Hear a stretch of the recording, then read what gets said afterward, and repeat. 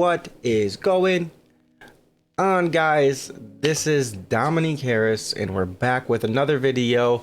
This is going to be a part 2 to the part 1, which was talking about my 21 stocks. So this is the second 7 of the 21. There's going to be a third part after this, so make sure you guys hit subscribe so you get the notifications for that video when it comes out.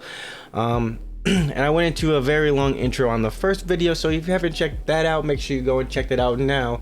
And I don't want to bore you guys who have stuck through the first video with another long intro, because like I said in that one, that was a super long intro. So let's get into the video.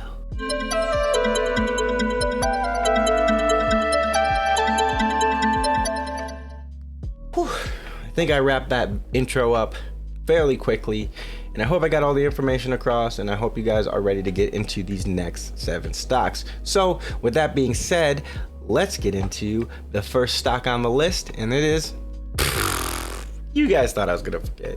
I know you did. I know you were waiting for me to say what the first stock was without me getting into the proper uniform. So let's get into the uniform. There we go, boys and girls. I know that you weren't prepared for somebody without a professional look to talk to you about stocks, so that's why I put on the coat. And I know that this is probably gonna get old to people that have watched all my videos, but I think it's something unique to me that can make me stand out amongst the crowd. If it can't, then whatever. But regardless, let's get into the video, this time for real. So when it comes to financial stocks, the first stock that's on my list might shock a lot of people because it's not inherently millennial. Berkshire Hathaway has been on and off of my watch list for the last 3 years of investing. I actually invested into it about probably 2 years ago now, start of 2018. I invested into Berkshire Hathaway, and it probably only held it for a short amount of time, and then I sold out. But the funny thing is in 2018, I'm pretty sure I bought the stock for $200 a share. If not, it was like $210. I swear I bought it around that range. And now I looked at the stock and it's around like 170, 180, and it just doesn't make sense to me. Goldman Sachs. So when it comes to Goldman Sachs, I just recently added this because I was thinking about how many people have came from Goldman Sachs, and they even have the motto Government Sachs, because there's just so many brilliant people.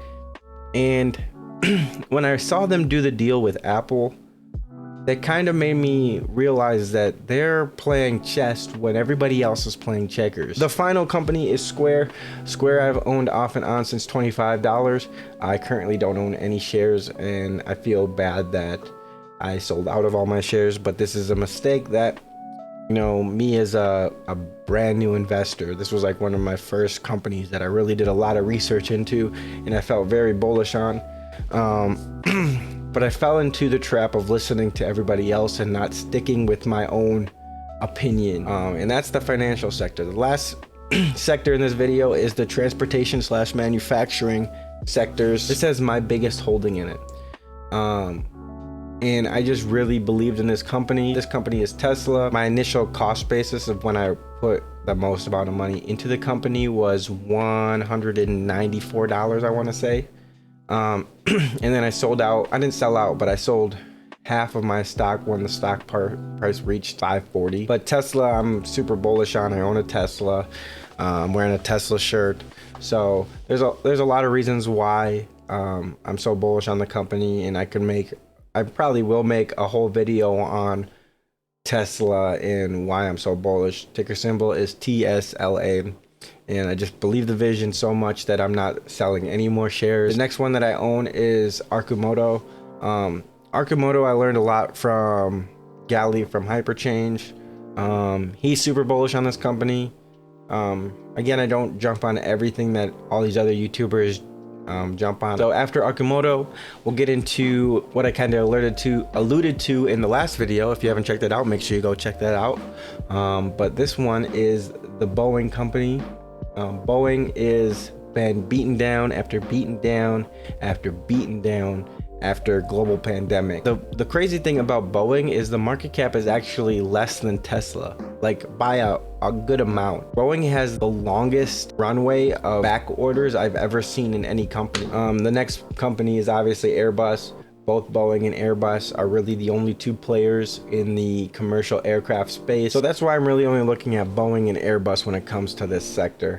I hope this covered my look at the financial and transportation / manufacturing side of the market. I hope you guys took something away. I hope you guys are having a great day. Don't forget to like the video. Don't forget to subscribe, and